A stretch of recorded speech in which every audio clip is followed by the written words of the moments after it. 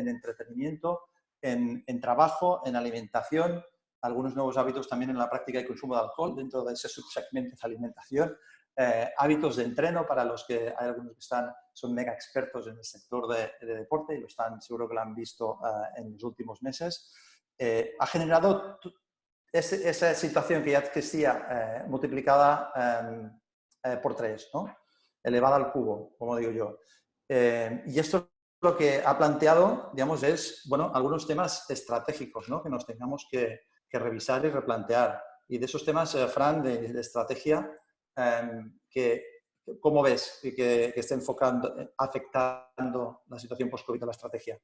Bueno, ahora tengo que morderme la lengua porque está mi profesor de IS, que además tiene un doctorado y todo. O sea que yo es que nunca he creído en la estrategia a 3-5 años, porque bueno, hay estrategas y hay mega estrategas. Por ejemplo, los de Singularity, que hablan que en el 2050 todos calvos y la vida eterna, ahora están calladísimos. Entonces, ojo, porque la estrategia, que 3-5 años, más que una estrategia, yo permitirme, pero lo siento mucho. Pensar a 3-5 años, solo puedo plantearme a 3-5 años sobre mí mismo, sobre mis propósitos y sobre mis valores. Yo solo puedo pensar a 3-5 años cómo me gustaría ser a mí, pero siendo muy fluido y teniendo una organización extraordinariamente ágil. Por eso yo, más que una estrategia a 5 años, lo que yo me plantearía tremendamente en serio es por dónde comenzamos, qué es lo que nos une. Y aquí lo primero que me viene a la cabeza, cuando me viene a la cabeza algo hablando de estrategia, y es la pregunta que yo hacía a muchos directivos, que es ¿para qué está su empresa? ¿Qué razón tiene de ser su empresa en el mercado? ¿Por qué sus clientes les compran y no compran a otros? ¿Qué es lo que mueve a sus empleados a levantarse por la mañana hiperventilados, ilusionados, con toda la emoción? Y yo todo ese ejercicio, de pronto hablo contigo y me dices, se llama propósito. Y digo, joder, toda la vida nombrando un montón de palabras y resulta que con una lo rematábamos. Ilumíname un poco, pero ¿qué es el propósito? Y tú que has vivido en empresas con un propósito tan intenso como Nike o Tesla, ¿no? Bueno, a ver, yo iluminarte voy a iluminar poco. Lo que sí voy a decir es que el propósito es una de aquellas palabras que te ayuda a simplificar, ¿no? Y no sé si os acordáis, hace años cuando hacía esos ejercicios, o hacíamos todos los ejercicios de visión, de misión, de tal. Yo me acuerdo a veces estábamos más tiempo discutiendo si esa definición era visión o esa definición era misión, ¿no? Al final, preguntarnos el para qué estamos haciendo las cosas, ¿no? es básico, ¿no? Yo os invitaría a hacer un ejercicio, si no lo habéis hecho ya, y es apuntaros en un papel cuál es el para qué, ¿no? Para qué de vuestra organización, de vuestra empresa.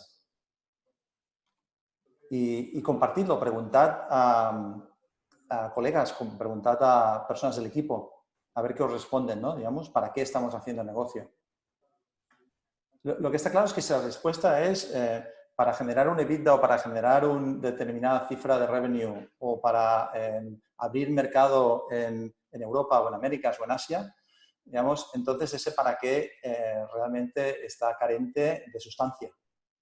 Y esa sustancia es lo que comentaba Fran antes, ¿no? En las situaciones de incertidumbre podemos multiplicar por 100 la inversión en definir mapas estratégicos. Y suele ser un poco la dinámica humana al final de dedicar más tiempo a definir los mapas estratégicos. Pero en la situación actual, para gestionar entornos altamente con un alto nivel de incertidumbre, de cambio y de crecimiento exponencial, yo os puedo hablar de mis experiencias en Tesla en los últimos 3 años, la norma y la regla que me ha funcionado mejor y es aplicable a muchos otros sectores es apalancarse muy, muy bien en un propósito muy, muy claro, un propósito compartido y bien explicado y bien razonado, y saltar de ese propósito con unas guidelines estratégicas a una ejecución trimestral. A una ejecución trimestral que te permite actuar con toda la flexibilidad que necesitas para responder a los cambios de mercado, de industria y de sector. A mí me gusta llamarlo esa ambidextria, ¿no? La capacidad de bajar de una nube conceptual estratégica a una implementación y ejecución táctica en el corto plazo, ¿no? Para mí, sí, uno de los elementos que fuerza el COVID a desaparecer, para mí hay uno, es el concepto de annual business planning, ¿no? Ponte a planificar a un año, ¿no? Y suerte, ¿no? ¿Por qué no planificamos el siguiente quarter y si con puras 2 quarters por adelantado, ¿no? Pero todo lo que eran antes los procesos de planificación a 3 años y una gran inversión dedicada a annual business planning, es tiempo precioso que igual podemos estar dedicándolo a planes mucho más flexibles y mucho más focalizados en el corto y mucho más, digamos, unidos también a el impacto que generamos en nuestro consumidor, ¿no? Con mecanismos de retorno, de tracking y de seguimiento para ir corrigiendo rumbo. Porque reducir la incertidumbre va a ser muy complicado, excepto alguna gran mente brillante que sabe ver el futuro. Yo no sé ver mucho el futuro, pero sí me gusta leer mucho cuáles son las señales del presente, ¿no? Y también mirar un poco en el pasado. No sé, Fran, también en el pasado, yo creo que hay también aprendizajes importantes del pasado. Sí, o sea, algo que yo he hecho... O sea, durante estos meses de confinamiento, yo creo que jamás había hablado tantas veces sobre el mismo tema y llegado a la misma conclusión. Y es que el ser humano, os puedo confirmar, y seguro que vosotros no, pero todos los que hasta ahora me he encontrado, la mayoría, estamos entrenados para tropezar en las mismas piedras repetidas veces. Porque una pregunta que he hecho es, ahora ponemos cara de póker como si esto nos hubiera sorprendido. Y nos ha sorprendido. Sanitariamente nos ha sorprendido. Pero lo que ha hecho es acelerar cosas que teníamos ya en agenda y que llevábamos comités y comités de dirección y planes anuales y estrategias y McKinsey y de transformación digital. En estos momentos, cuando yo pregunto en diversos foros, en estas 34 videoconferencias que he hecho en estos meses, la pregunta que he hecho es, en el 2008 la crisis fue financiera, se quitó el capital, estuvimos todos acojonados, vivíamos con una angustia tremenda. ¿Qué hicimos en nuestras organizaciones que nos sirviera para mejorar la situación de nuestras empresas en la siguiente crisis? ¿Qué ha sido esta?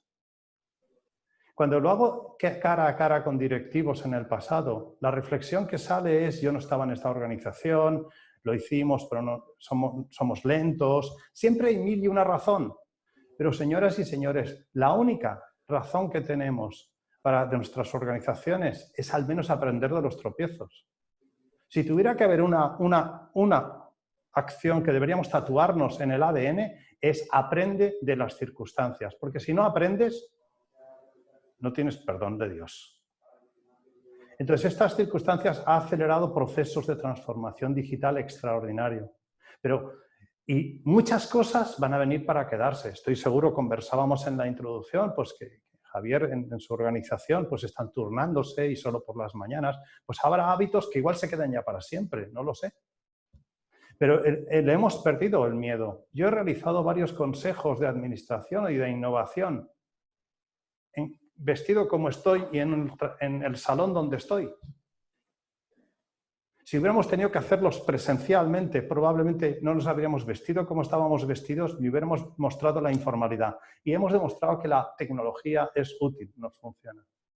Pero también nos lamentamos de las crisis, y lo lamento, pero lamentarse es de perdedores. Nos lamentamos de que en el 2008 había una crisis que fue global, que nos pilló a todos también súbitamente, lo de Lehman Brothers, etc. Miren, en el 2008 Lehman Brothers se cayó. La economía mundial se congeló, se quedó paralizada. Pero solo se pararon los gorilas, solo se pararon los dinosaurios. Porque en el 2008 nacieron Airbnb y Uber. En el 2009 nacieron Bitcoin y Dropbox. Y en el 2010 nacieron Udacity y WeWork. Solo los monos aprovechan las crisis. Los gorilas se quedan paralizados. Y en esta crisis, pues como siempre, pues crisis viene del latín y toca decidir. Hay que elegir. Crisis viene de elegir. decidir. Así que lo que tenemos que hacer es decidir y elegir, y sobre todo lo esencial. Esta crisis nos ha dado una cura de adelgazamiento a todos. Bueno, mientras hemos estado confinados, algunos hemos cogido algún kilo de más, ¿eh? Pero ya estamos trabajando duro para que eso se repare. Sí, ¿qué va a cambiar del COVID-19? Pues todas las crisis, transformaciones, pues espero que cambien muchas cosas, porque la incertidumbre, como decías, la certidumbre nunca ha estado, ¿verdad? Si es que vivimos en el sueño de que hay certidumbre cuando no hay crisis, y es una mentira. Sí, exacto. A mí me gusta enlazando con el tema de nuestra charla, ¿no? El tema de reaprendizajes, ¿no? Lo que mencionabas, ¿no? Las crisis, ¿no? Son un entorno fantástico para aprender y para reaprender. Normalmente aprendemos de errores, eso es cuando aprendemos más. Yo los grandes errores en mi carrera profesional han sido los que me han permitido avanzar más rápido, pero es un proceso doloroso. Entonces, tradicionalmente, y siendo un poco, pues bueno, disruptivo también, hemos aprendido de competidores, ¿no? Nosotros hemos estudiado, ¿no? Grandes escuelas de negocio, bueno, oye, market data, ¿no? Vamos a hacer market data, competidores, tal. Antes Fran nos apuntaba, ¿no? Apuntaba Uber, apuntaba Airbnb, ¿no? Empresas principales de taxi, ¿no? Analizando sus competidores, ¿no? Ninguna analizaba antes de cuando empezó Uber de manera seria, ¿no? Se focalizaban en sus competidores. Y lo cierto es que muchos de los competidores a futuro, con los cambios en los hábitos de consumidor, van a venir de sectores que actualmente no se identifican como competidores directos. Con lo cual, yo me gustaría desmitificar un poco el tema del competitor analysis, ¿no? Y animaros igual a invertir menos tiempo y recursos en analizar el competidor, pero al final lo que si quieres es liderar, difícilmente vas a poder aprender de algún competidor del sector. Está muy bien aprender de aquellos sectores adyacentes o tecnologías adyacentes que puedas incorporar, pero sobre todo dedicar ese presupuesto en Consumer Insights, dedicar ese presupuesto en profundizar realmente en cuáles son aquellos cambios de conducta. Ya no digo necesidades, ¿no? Porque el ejemplo este de Henry Ford, ¿no? Si preguntamos a los consumidores de mi época qué querían, me hubiesen dicho que querían un caballo más rápido, ¿no? Ya no se trata de eso, se trata de entender un poco cuáles son esos cambios en conductas y hábitos y de ahí sacar, pues bueno, nuevas necesidades que puedan mejorar mi propuesta de valor. Y ahí, digamos, en el chat nos gusta, digamos, el debate, ¿eh? El debate y sin filtrar. O sea, que el statement de invertir menos tiempo en análisis de mercado y en análisis de competidores y dedicarlo más en profundizar en la relación y en las conductas y hábitos del consumidor es algo en lo que realmente os recomendamos que profundicéis y que avancemos en esa área. Y de hecho, eso nos va a ayudar a entender mejor cuáles son aquellos sectores más y menos impactados por las crisis, ¿no? Si entendemos mejor el consumidor, Fran. Sí, los sectores. O sea, esta es una pregunta repetida, ¿no? ¿Hay algún sector? Mira, todas las crisis afectan a todos los sectores, porque si no, no sería crisis. Las crisis lo que hacen es cambiar las reglas de juego. Estábamos jugando todos al Monopoly y de pronto alguien introduce una variación en las reglas de juego. Y de pronto esas variaciones van modificando a qué juego jugamos. Pero una crisis es, nos hemos ido a tomar un refresco y cuando hemos vuelto ya no estaba el Monopoly, había otro juego. Y hay mucha gente que pretende continuar jugando con las mismas reglas de juego del juego anterior. Lo siento. Una crisis lo que hace es acelera un cambio que estaba dándose. No se inventa un cambio nuevo. Acelera un cambio. Y lo acelera tantísimo que hay una lógica, de hecho hay dos lógicas, por simplificar, usamos dos tipos de lógicas, la lógica predictiva y la lógica analítica, la creativa, perdón. La lógica analítica predictiva se basa en tengo datos, los analizo, tomo decisiones. ¿Sí? Esa es la que podemos usar cuando estamos en el día a día, donde todo cambia a una velocidad más tranquila. Cuando viene una crisis, los datos no sirven. Porque además, si reflexionamos sobre cuál es la palabra que más se ha usado en estas últimas semanas, y esto os animo a que lo miréis en Google Trends, es incertidumbre. Entonces, en mundos de incertidumbre, ¿de qué datos me puedo fiar? Difícilmente. Por tanto, tengo que hacer algo diferente y eso se llama lógica creativa, que es, en lugar de datos, análisis, acción, es acción, nuevos datos, análisis, nueva acción y así círculo. ¿Sí? ¿A qué sectores les va a afectar? Mira, yo os diría que, ya he dicho que a todos, pero hay algunos que dicen, no, hombre, al consumo, a la alimentación, por ejemplo, le ha ido muy bien la crisis, o al mundo farma le ha ido muy bien la crisis. Bueno, sí, le ha ido bien, pero no olvidemos que están cambiando los hábitos.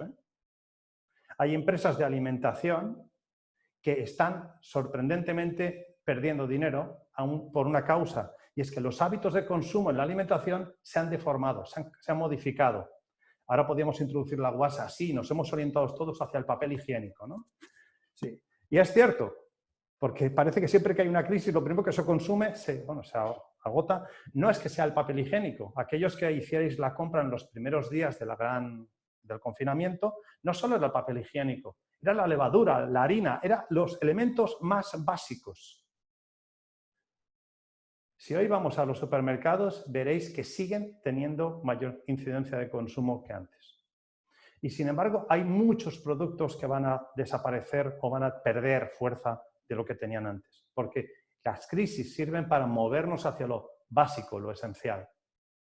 Entonces, yo os animaría a que tomarais perspectiva de dos elementos. Uno, la lógica predictiva de análisis, datos, análisis, acción, no sirve, sencillamente no sirve. Lo que os va a llevar es, como mucho, mejora continua o mejora de subsistencia. Y además es muy poco motivadora, porque si vosotros estáis angustiados o estabais angustiados, la gente de base en las organizaciones estaba peor, porque su incertidumbre era angustia vital. Por tanto, en lugar de lógica predictiva, lógica creativa. ¿Qué acciones podríamos hacer para obtener nuevos datos que nos ayuden a planificar un futuro que no sabemos cómo va a ser, pero juntos lo vamos a construir? Eso es lógica creativa. ¿Y para qué? Tres grandes focos. Como decía Pera, ¿dónde están mis clientes? Los quiero en el centro, pero no para ver cómo usan mis productos, sino para ver qué tendencias de hábito de consumo están teniendo. ¿Sí? Segundo, esta crisis, ¿cómo está afectando a mis clientes? Y la tercera es, ¿qué tecnología está predominando? Hace 4 meses preguntas a mucha gente qué es Zoom y no tenían ni idea. Hoy, hasta en la residencia donde está mi madre, son unas cracks de Zoom. ¿Sí? Entonces, bueno, ¿qué sectores? Ya he comentado que cuando el sector de banca se desplomó, aparecieron pequeños monos que aprovecharon la jungla. Porque siempre las necesidades a satisfacer y los problemas a solventar son siempre los mismos. Lo que cambia es el cómo, y a eso le llamamos innovación. Pero por poner un ejemplo, que sé que si no lo saco, la amistad con Pera podría verse deteriorada o afectada, y es un tema de debate maravilloso con él, que os animo que, si os es de interés, empujéis para que hagamos un monográfico sobre el tema, es el tema de la movilidad. Que a mí me apasiona, me interesaba, pero ahora cuando hablo con Pera me apasiona, porque ¿qué es eso de la movilidad, ese sector de la movilidad? Cuéntanos. ¿Te tengo que autorizar otra vez? Esto de ser el máster... Oye, ¿me da una sensación de poder? Os lo prometo. ¿Y ahora ya? Muy bien, muy bien. Yo pensaba que ibas a contar tú esto de la movilidad. No, pero bueno. No, yo solo sé una cosa. No hay gasolina y baterías. Y tú me dices... Cuenta. Yo antes de la movilidad, de hecho, sabía un poquito, ¿no?, de vestidos de novia, que hay algún compañero por aquí que sabe aún más que yo. ¿no? de Nike, de prendas de deporte, de textil. Y precisamente, como sabía muy poco de movilidad, pues aprendí muy rápido y mucho, ¿no? Y con Elon las conversaciones eran siempre muy interesantes, candentes, urgentes y muchos otros calificativos, ¿no? Pero bueno, centrándonos, a mí me gustaría únicamente comentar en 2 minutos un ejemplo del sector de movilidad que creo que puede ayudar a entender también el potencial cambio que puede haber en otros sectores también. Si cogemos este de la movilidad, por ejemplo, ¿no? Obviamente hablamos del sector de la movilidad. Antes del COVID ya se le había añadido una coletilla que es el de movilidad sostenible, ¿no? Cada uno interpretando a su manera qué quiere decir eso sostenible, ¿no? Pero quería lanzaros una pregunta. ¿Cuál pensáis que es el gran reto de debate, ¿no? del sector de la movilidad? ¿Pensáis que es el debate de decisión entre coche eléctrico y coche combustión? Posiblemente, ¿no? Y si no podéis hacer un nod o levantar la mano, ¿no? Somos muchos aquí, pero ¿cuántos piensan, levantando la mano, que ese es el gran debate de la movilidad? El debate realmente sostenible de coche eléctrico y de motor de combustión. ¿No? Veo pocas manos levantadas. Estamos en un grupo de expertos en movilidad, porque al final ese es uno de los elementos, ¿no? Tenéis dos razones. Uno de los elementos, porque hay otros 3 cambios que son igual o más importantes que el de debate entre coche eléctrico o motor de combustión. El segundo es la micromovilidad, que es un debate que se ha acelerado con el COVID. La micromovilidad y el debate ya entre transporte unipersonal a transporte público, ¿vale? Antes el debate de la micromovilidad iba a nivel físico. ¿Cuántos kilos de coche necesito yo desplazar para irme a trabajar? ¿Necesito desplazar 1.500 kilos de coche para irme a trabajar? ¿O necesito desplazar 10 kilos, que es lo que pesa un patinete? Pues obviamente, independientemente de la fuente de energía, sea eléctrica o sea de combustibles fósiles, es mucho más eficiente ir por una micromovilidad. Pero si además le añades el cambio que nos ha obligado a hacer el COVID de distanciamiento, pues el boom de la micromovilidad está ahí, multiplicado. Si antes era multiplicado por 10, ahora multiplicado por 100, ¿no? Hay otro elemento que es el sharing, ¿no? El car sharing o el asset sharing, ¿no? Es una tendencia, obviamente, de economía circular y que va a ayudar a la sostenibilidad también. Bueno, ahí hay un impacto negativo, esa parte de compartir. Pues oye, hay mucha gente que esa parte de micromovilidad está optando más por una compra, ¿no? que por un pay-per-use, ¿no? En el corto plazo. Y ahí hay un impacto en el corto plazo, aunque la tendencia en el largo plazo es de reuse. Y el último y gran debate que afecta al sector es el transporte autónomo y conectado. Entonces, mezclamos 4 grandes cambios en un sector. 4 grandes cambios. Pues, es apasionante, yo creo, estar realmente en ese sector. Y hay muchos sectores que os invitaría a reflexionar, de los que vosotros sois expertos, es decir, vale, ¿cuáles son aquellos cambios que son obvios y cuáles son aquellos cambios que se están produciendo, se van a producir, que igual son menos obvios, pero que van a generar una dinámica en el sector aún mucho más potente que la anterior, ¿no? Y por último, haceros también un poco Antes comentaba de que se aprende muchas veces más entre sectores, ¿no? Y unas preguntas antes, en una charla con Frank que hablábamos, era, bueno, ¿en qué se parece un Tesla con una botella? ¿No? Una botella de agua, ¿no? Y esta es una botella, se llama Closca, es una empresa de Valencia, ¿no? 18 empleados, firmado recientemente un acuerdo con Apple Maps, primera española a firmar un acuerdo con Apple Maps, crear un nuevo POI. Bueno, ¿en qué se parece? Alguno me dirá que el coche tiene un cup holder donde puedes poner la botella, ¿no? Pero no, es que el parecido es muy superior a todo esto, ¿no? A un tema puramente físico, ¿no? Donde Tesla realmente tiene un propósito, vinculado antes, muy claro de acelerar, digamos, esa transición a un modelo energético sostenible, libre de CO2. Esta empresa tiene un propósito de generar una transición a ciudades que beben agua sin tirar plástico. Porque en el mundo cada minuto se tiran 1 millón de botellas de plástico. Y con la situación del COVID, este residuo plástico solo ha hecho que aumentar, ¿no? Entonces tienes un propósito, pero es que además la manera de dar servicio a tu consumidor es exactamente igual que en el que Tesla se planteaba hace 6 años, en el cual el principal roadblock a la adopción de un coche eléctrico era precisamente dónde puedo cargarlo. Y electricidad existe en todo el mundo y en todas las casas, pero es la convenience de esa carga. Agua existe en todas las casas, pero realmente dónde puedo yo rellenar mi botella de agua con agua de calidad es una información que a día de hoy puede precisamente hacer que ese cambio de hábito que tiene que generar ese consumidor se produzca o no se produzca. Y si innovas y lideras en esa área de cambio de hábito, estás poniéndote a la vanguardia de nuevo segmento, el segmento que facilita a toda una ciudad poder beber agua sin tirar plástico. ¿Vale? Y Fran me había dicho que no me enrollase mucho con temas de movilidad. Creo que me he enrollado un poco más en la cuenta, con lo cual, disculpadme si nos hemos comido tiempo igual de alguna pregunta adicional. Pero bueno, es que hay temas yo creo que son apasionantes y me apasionan muchísimo estos aprendizajes cross-sector, ¿no? Cross-industria, ¿no? Que nos ayudan a avanzar y a ver mucho. De la misma manera que os podría hablar de los aprendizajes desde el sector de la novia y el proceso de compra de un vestido de novia aplicado al proceso de compra de un coche eléctrico.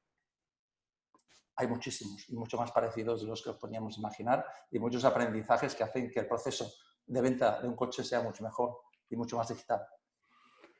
Bueno, Fran, yo, si te parece, estaría bien hablar un poco más de propósito, ¿no? Que al final es uno de los centros tópicos y las propuestas de valor, liderazgo y cultura.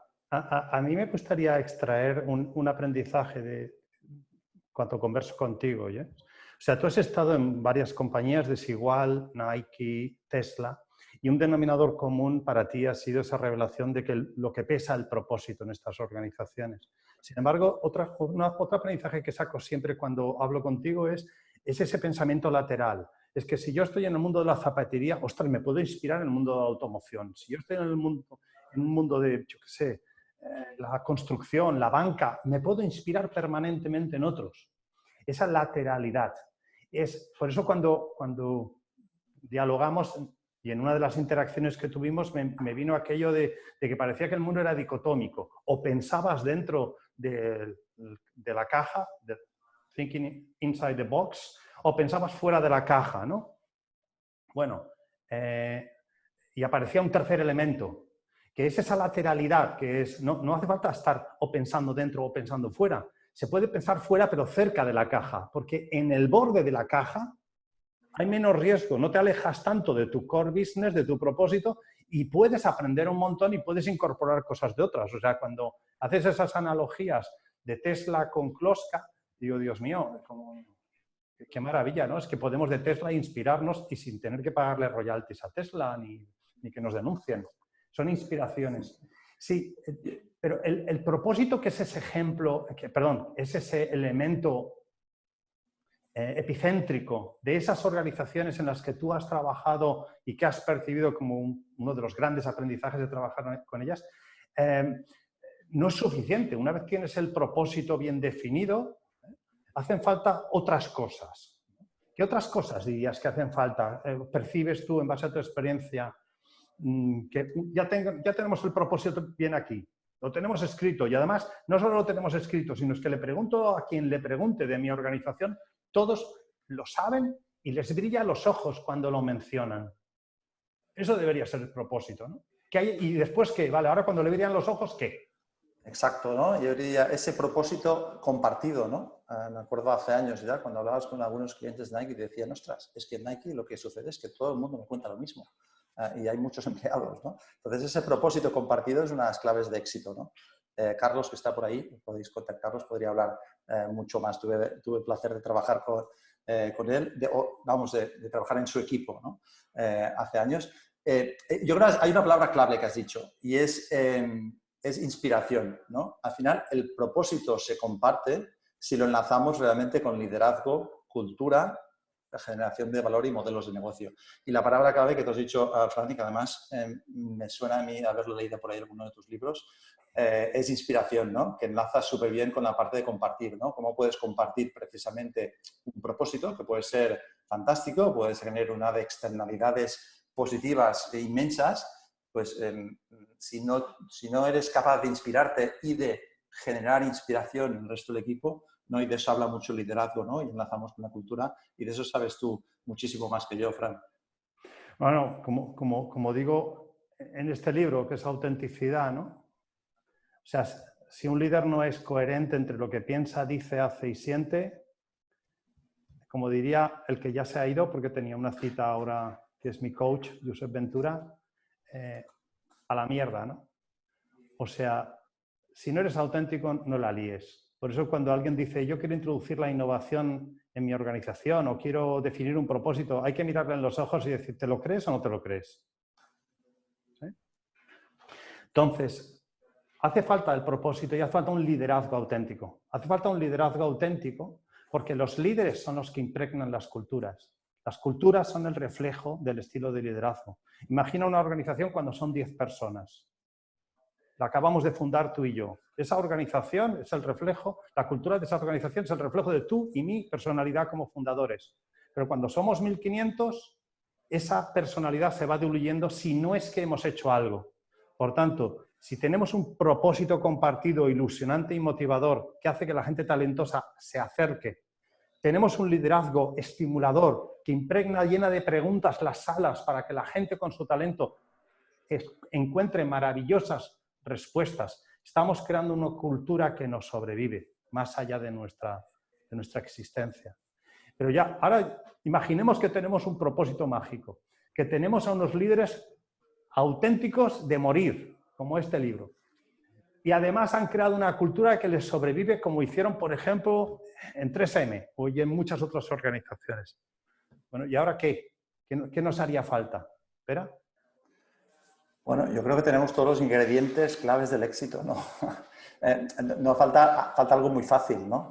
Que es revisar nuestra ecuación de valor, ¿no? Y ver realmente cómo podemos mejorar el valor que aportamos, ¿no? Y lo digo con ironía, porque realmente esa parte de generar valor y de revisar constantemente cuál es nuestra propuesta de valor a nuestro consumidor y a nuestro cliente final, pues se las trae, ¿no? Se las trae además con la cantidad de decisiones que podemos tomar para hacer esto, ¿no? Parte de la solución pasa por ese proceso de simplificación, parte de la solución pasa porque el propósito no se quede en un tazón o en un leaflet que pongo al lado de todos los empleados y se lo encargo al Departamento de Recursos Humanos o en un greenwashing que se lo encargo al Departamento de Comunicaciones, sino parte del éxito pasa porque ese propósito se incorpore en la cadena de valor. Y que decidas también tus nuevos product launches o tus nuevas inversiones en innovación o tus nuevos cambios en modelo de negocio o sistemas de distribución o canales que utilizas, teniendo en cuenta que seas fiel y auténtico al propósito que has definido.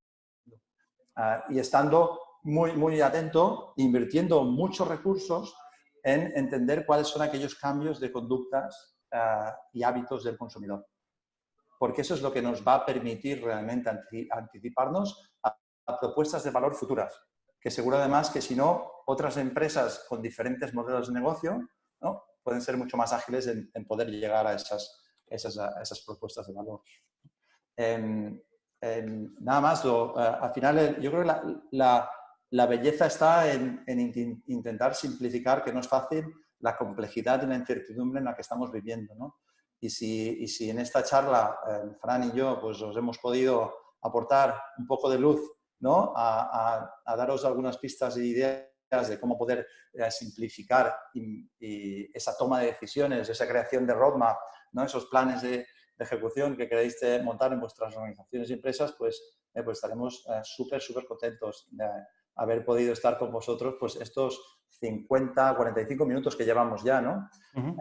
No sé, Fran, si tienes algo más que añadir, si no, creo que estaría bien que dedicásemos yo sencillamente en la convocatoria que os compartíamos había una imagen en la cual poníamos propósito en el centro y luego está liderazgo, cultura, luego está propuesta de valor y modelo de negocio. Así que yo os animo a que penséis en esos 5 elementos, pero en ese orden. No los alteréis.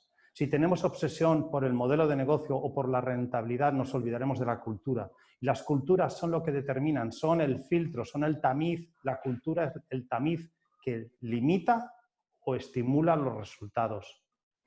Por tanto, propósito, liderazgo, cultura, propuesta de valor y el modelo de negocio. Entonces, Dicho esto, por supuesto, son las 5 cosas que cubrimos entre Pera y yo. O sea que estaremos encantados de recibir pedidos en nuestros correos electrónicos. Pues será un placer el pasar a estar desbordados de trabajo. Pero sobre todo porque lo que es motivante de nuestro trabajo es que en este orden, cuando llegas a los resultados, lo haces acompañado de la gente más talentosa de tu organización.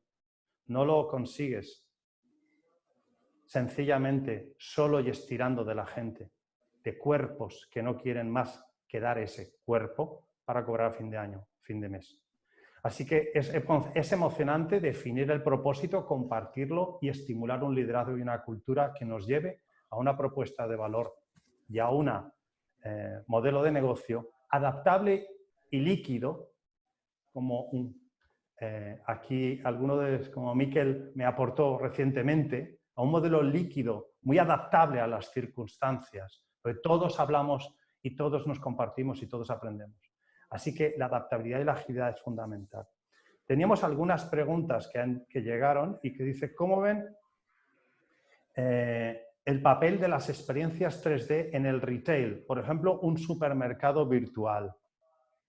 Pera, ¿qué te parece? Bueno, yo creo que es una aplicación tecnológica necesaria para el presente y para el futuro. Yo te puedo hablar más de experiencias, supermercados, ¿no? Pero durante algunos años, ¿no? Además viene de familias todo supermercado en mi casa. Pero te podría hablar muchísimo más del papel de retail, por ejemplo, en el sector de la moda, ¿no? En el sector de la moda, desde hace tiempo, el Customer Journey, ¿no? Definido en esos momentos de la verdad, ¿no? Siempre ha identificado unos puntos que son pain points, ¿no? Puntos dolosos que duelen en ese proceso de Customer Journey. Uno es el momento probador, ¿no? En el que estás medio desnudo, necesitas una talla, necesitas cambiar resistencia y no encuentras nadie que te pueda ayudar y encima si sales parece que pierdes la tanda en ese probador y todo, ¿no? Y el otro es el momento de caja, ¿no? Cuando ya me lo he probado todo, ya sé lo que quiero es irme, pagar y irme, ¿no? Normalmente la industria, el sector, ha fallado siempre en satisfacer al consumidor en esas dos áreas, ¿no? ¿Qué pasa? Que al final nadie lo hacía muy bien en esas dos áreas y era un poco, pues bueno, pues oye, en país de los ciegos del tuerto del rey, ¿no? Con la situación del COVID, fallar en esas áreas se convierte ya en un gran impacto en tu propuesta de valor, ¿no? No puedes plantearte tener un modelo de fitting o de probador igual al que tenías hasta ahora. Deberías también minimizar el número de manos por el cual pasa el producto antes de llevárselo a la bolsa, el cliente se lo lleva a casa, ¿no? Sistemas de 3D sizing para el sector de textil, ¿no? Que sea en real time y que lo puedes hacer desde tu aplicación móvil en el retail shop floor, pues van a ser súper importantes. Y hay muchas startups que ya hace unos años que están empezando a invertir en estas áreas, ¿no? O sistemas de QR ordering, ¿no? No tienes por qué irte con el carro, ¿no? Súper si puedes hacer un proceso más rápido de escaneo, ¿no? O incluso de ordering virtual, ¿no? Desde casa, sin tener que desplazarte. O sea, yo creo que la tecnología ofrece un mundo de opciones, ¿no? Mi recomendación siempre con elementos tecnológicos es preguntarnos también para qué necesitamos esa tecnología. Porque si no, estaremos hablando de implantación de proyectos de IT. Y yo implantación de un proyecto de IT, por definición, lo rechazo en cualquier organización. Sí. O es implantación de un proyecto de negocio o no lo necesitas. Sí, fijaros, tenemos tema de tiempo, nos quedan 9 minutos, gracias. Una reflexión sobre la transformación digital. Recientemente descubrí que en España, en el 2014, se invirtieron algunos miles de millones de euros en las pizarras electrónicas para los colegios. ¿Sí? 4 años después bajábamos 4 eslabones en el informe PISA, porque no hemos gastado más en pedagogía ni en formación de profesores. La tecnología per se no ayuda. Lo que hay que hacer es focalizarse en el para qué, en el problema. Y mientras nos enamoremos de las soluciones, si yo tengo un martillo y vendo martillos, lo que buscaré son clavos. a la mierda los clavos. Si yo lo que quiero es que se agarre, la mesa no se me desmonte o que solventar problemas a la humanidad, aunque sea con otra cosa. Otra pregunta que tenemos es, ¿y cómo nos manejamos en el cambio cultural en un proceso de transformación donde todos estamos trabajando en remoto? Creo que lo primero que tendríamos que definir es qué es cultura. Cultura es, compartimos un tiempo, unos valores, una lengua franca, una serie de propósitos, nos une. O sea, hoy estamos aquí, los que estamos, pues cerca de 64 personas, vamos variando, entran y salen. Tenemos un propósito, nos coincidimos en el eje tiempo, espacio, contenidos y habría expectativas que han sido satisfechas, no satisfechas. Esto podríamos decir que es una cultura. La cuestión es, cuando hemos trasladado a todas nuestras personas a trabajar en remoto, ante el trabajo, sin preguntar el para qué, sin trasladarles un propósito, unas indicaciones, más que búscate la vida, eso no es transformación digital, eso es una putada. Y el que intente y pretenda decir que esto hemos transformado digitalmente la organización, está mintiendo directamente. Es una putada. La gente se ha tenido que buscar, es una chapuza impresionante lo que hemos hecho. La pregunta que yo hago a muchos directivos es, ¿qué hemos aprendido y hemos cambiado en los procesos para que la siguiente vez o el teletrabajo se convierta no en una putada, sino en un estímulo? Porque algo que hemos descubierto muchos de nosotros y los que vivís en ciudades complejas o vivimos en ciudades complejas, es que para ir a trabajar nos hemos ahorrado hora y media de tiempo de desplazamiento. Hemos incrementado la productividad. ¡Dios mío! ¡Qué bendición! Así que el tema está en, vuelvo a lo mismo y lo siento mucho, porque en trabajo remoto o trabajo presencial, de lo que se trata es de unirnos por un propósito, y sea en remoto o en presencial. No, tendríamos otra pregunta que es, ¿por qué se pretende convencer al ciudadano con una nueva normalidad? Espera, esto de la nueva normalidad a mí es que me pone enfermo. Así que te lo paso a ti porque mancharía la pantalla. Es lo más cómodo.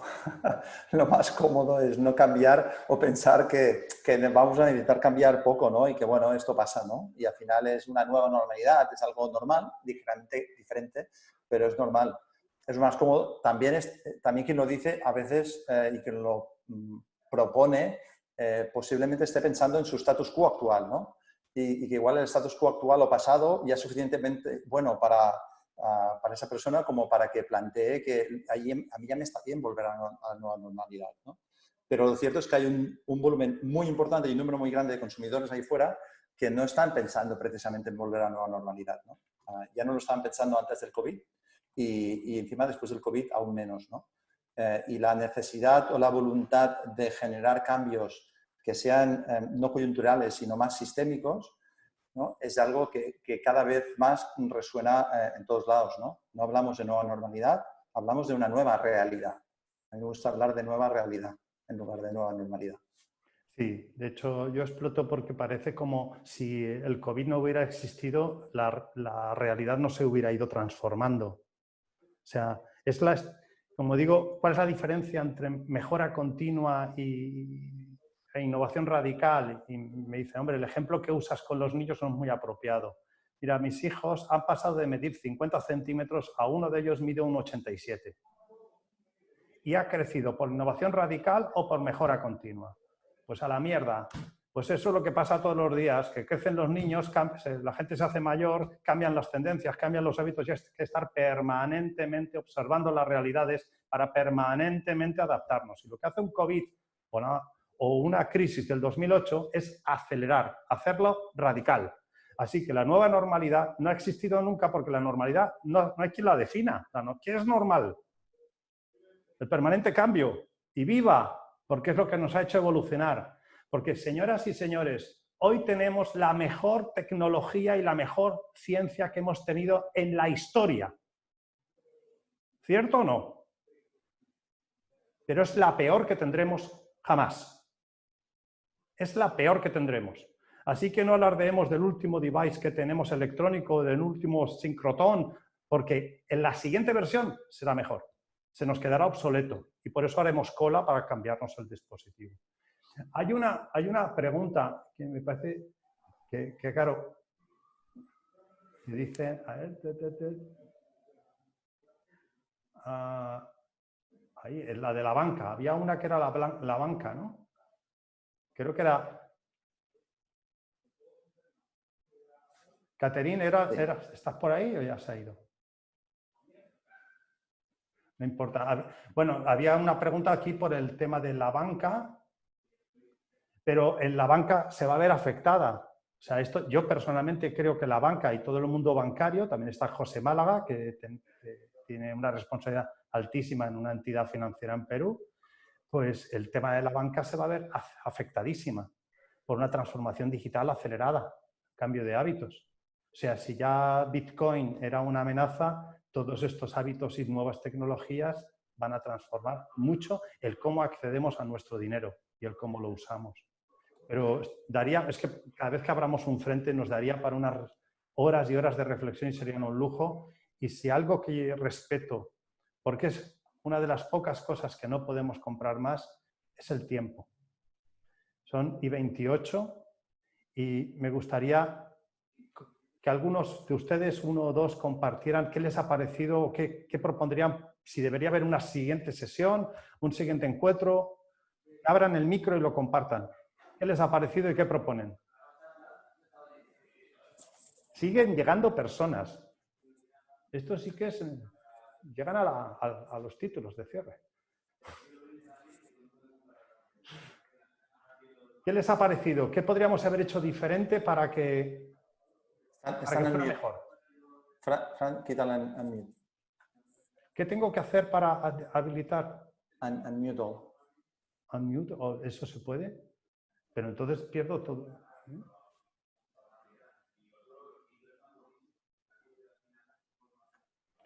¿Alguien me puede ayudar cómo se unmute all?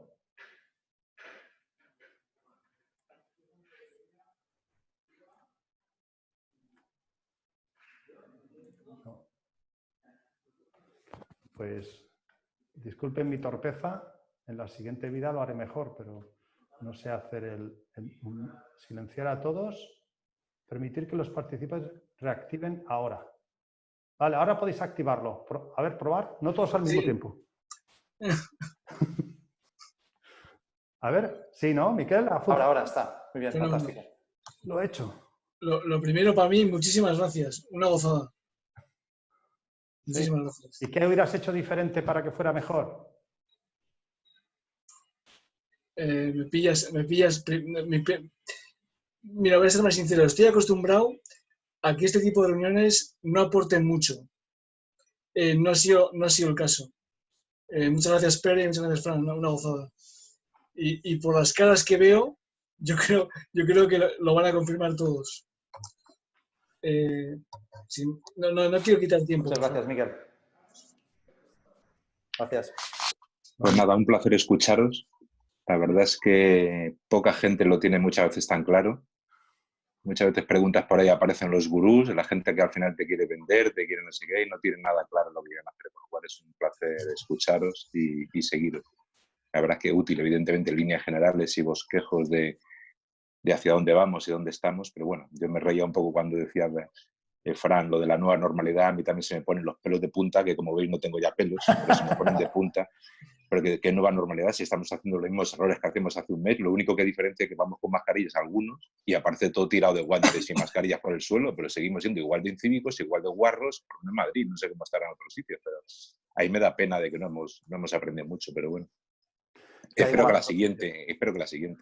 Sí, somos capaces de salir vivos.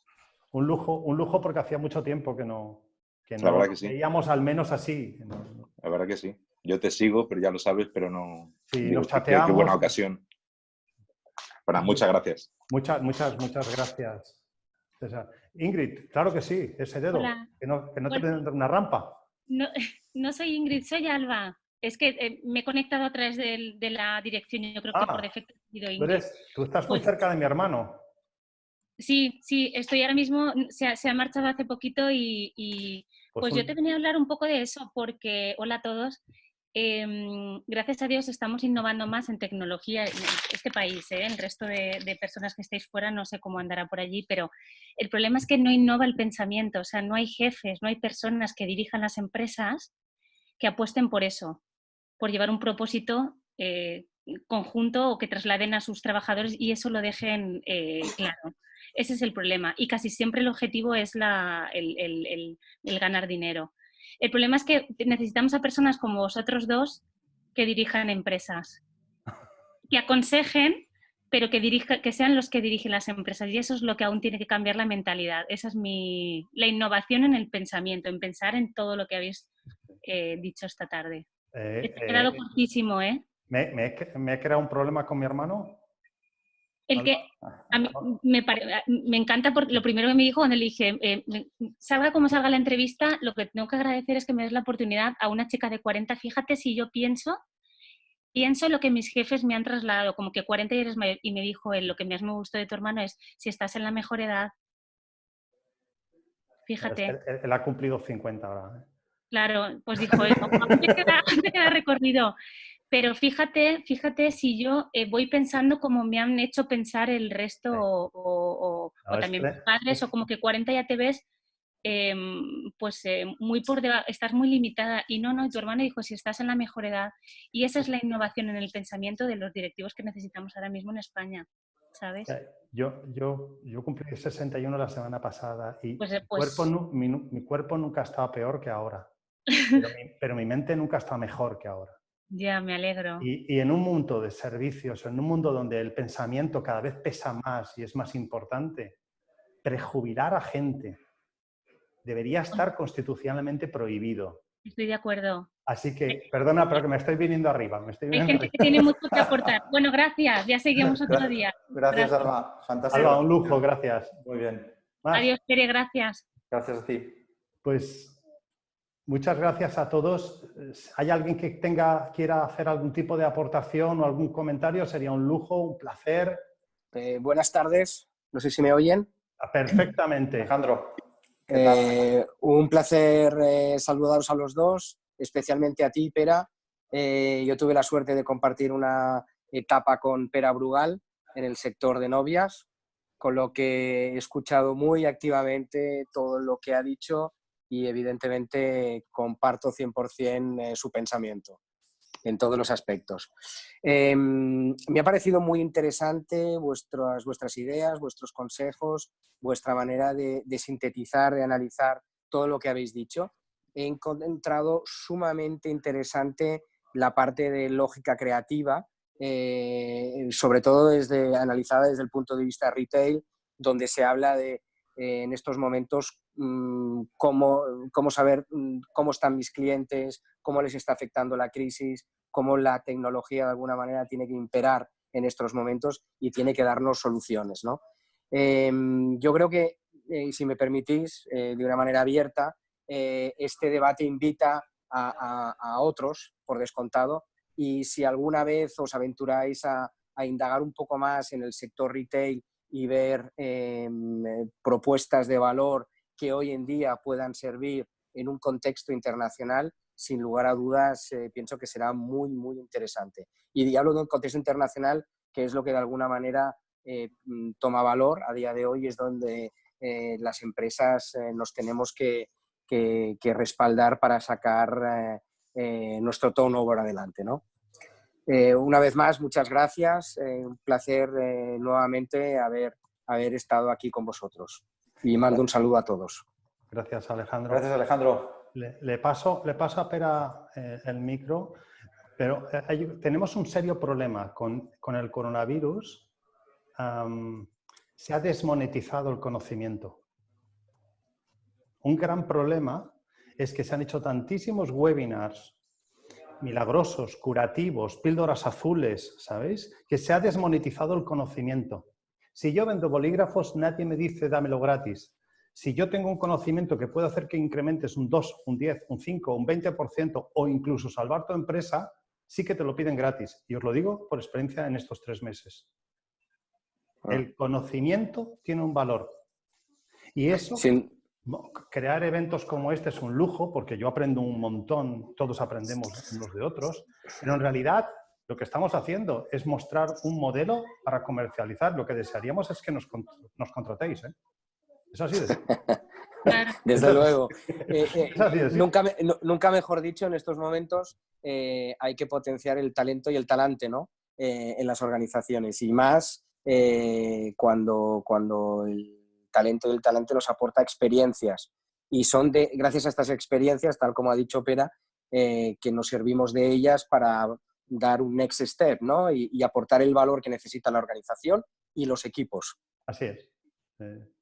Exacto. Y con todas las preguntas que habéis hecho aquí, que daremos respuesta también. Lo digo por temas de timing, ¿no? Son las 6:38. Os habíamos pedido 1 hora de vuestro tiempo, no queremos quitarles mucho más tiempo.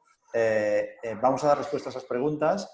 A nosotros también, tanto a Fran como a mí, aprendemos cada día, ¿no? Y sobre todo de todas las preguntas, ¿no? Eso es lo que nos hace ayudar a aprender más y a reflexionar y a ver de qué manera podemos continuar simplificando la realidad, que es lo suficientemente compleja como para que la queramos complicar más, ¿no? Y nada más, yo os digo, ha sido un placer. Me hubiese gustado aún más charlar con cada uno de vosotros. Al final he charlado con Fran, ¿no? Bueno, no he podido charlar con cada uno, pero ha sido, os aseguro, igual de interesante y de espontáneo que cuando cogemos el teléfono y nos podemos hablar un viernes por la tarde con una cerveza en la mano. Ya, nada, espero que lo hayáis pasado bien también, que os hayamos podido aportar un poquito de luz, ¿no? También a la realidad en la cual cada uno vivimos, y esperamos vernos también en el futuro. Sí, Gracias. hemos recogido varios comentarios en el chat. Pondremos el vídeo, la grabación de esta sesión en YouTube, en un canal YouTube que os indicaremos, lo publicaremos. Y como he dicho, en la descripción del vídeo, en la descripción en el texto, pegaremos todas las preguntas que habéis aportado y que hemos aportado. Por supuesto, de nuevo, como el chiste del puñetazo. Todos los que me conocéis ya sabéis este chiste, ¿no? ¿Sí o no? No. No, pues no. Le da uno un puñetazo en el ojo al otro, el receptor del puñetazo dice esto no quedará así, y el emisor dice no, eso se hincha. Así que hasta la próxima. Espero que os haya gustado tanto como para provocar, y si os apetece compartirnos retos, reflexiones que os fueran de interés, porque lo interesante es que demos respuesta a preguntas, no que nos inventemos las preguntas para ver si acertamos. ¿Sí? Ser malos. Desde luego, desde luego. Ser buenos. Bueno, Muchas gracias. Muchas gracias. Gracias. Súper valioso, gracias. Saludos a todos. Catherine, un lujo Chao. verte. Cuídate mucho. Gracias. Hasta luego, un Adiós. saludo. Adiós. Hasta luego. Chao. Adiós. Adiós. Adiós.